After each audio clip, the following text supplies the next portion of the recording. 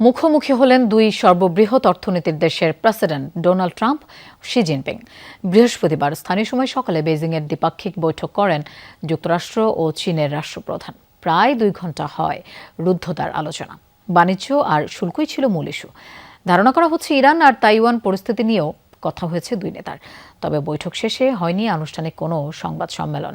শুক্রবার আবারও আলোচনায় বসবেন ডোনাল্ড ট্রাম্প ও শি জিনপিং। সিলন টি রপ্তানিতে শীর্ষে। প্রায় 1 দশক পর প্রধান প্রতিদ্বন্দ্বী চীনের মাটিতে কোনো মার্কিন প্রেসিডেন্ট ডোনাল্ড ট্রাম্প পেলেন রাজকীয় অভ্যর্থনা। বেইজিংয়ের গ্রেট হল অব পিপলে স্বয়ং নিজে উপস্থিত হয়ে ডোনাল্ড ট্রাম্পকে স্বাগত জানান চীনা প্রেসিডেন্ট শি জিনপিং। বাজানো হয় দুই দেশেরই জাতীয় সঙ্গীত, দুই রাষ্ট্রপ্রধানকে বিশেষ শুভেচ্ছা জানায় শিশুরা। পরে বৈঠক কক্ষে প্রবেশ করেন মার্কিন ও চাইনিজ প্রতিনিধিরা। বৈঠকে মার্কিন প্রতিনিধি দলে ছিলেন পররাষ্ট্রমন্ত্রী মার্কো রুবিও, প্রতিরক্ষামন্ত্রী পিট হেগসেথ, বাণিজ্য প্রতিনিধি জেমিসন গ্রিয়ার ও অর্থমন্ত্রী স্কট বেসেন্ট। এদিকে চীনের তরফ থেকে প্রেসিডেন্ট শি জিনপিং ছাড়াও উপস্থিত ছিলেন পররাষ্ট্রমন্ত্রী ওয়াং ই সহ অন্যান্য কর্মকর্তারা। বৈঠকের শুরুতেই চীনা প্রেসিডেন্টকে প্রশংসায় ভাসান মার্কিন president Donald Trump. President Xi, আপনাকে ধন্যবাদ জানাতে চাই।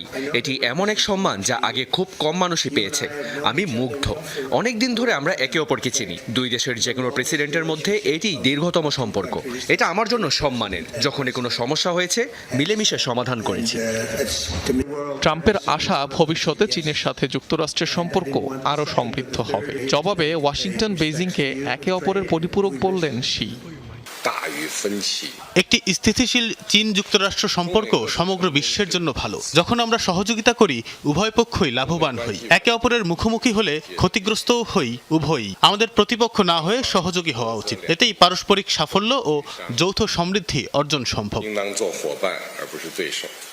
বৈঠক পরবর্তী কোনো সংবাদ সম্মেলন না হলেও ধারণা করা হচ্ছে আলোচনার মূল বিষয়বস্তু ছিল বাণিজ্য। প্রতিদ্বন্দ্বী বেইজিংয়ের সাথে বাণিজ্যে একাধিক বিষয় সমঝোতায় আসার সম্ভাবনা ওয়াশিংটনের। বিনিময়ে মার্কিন বাজারে সেমিকন্ডাক্টর রফতানির বিষয়ে বিধিনিষেধ কমাতে চাইবে চীন সরকার। প্রাধান্য পেয়ে থাকতে পারে ইরান ও তাইওয়ান ইস্যুটিও। বৈঠক শেষে বেইজিংয়ের টেম্পল অফ হেভেন পরিদর্শন করেন Trump Xi. Anik Rahman, Jamuna news.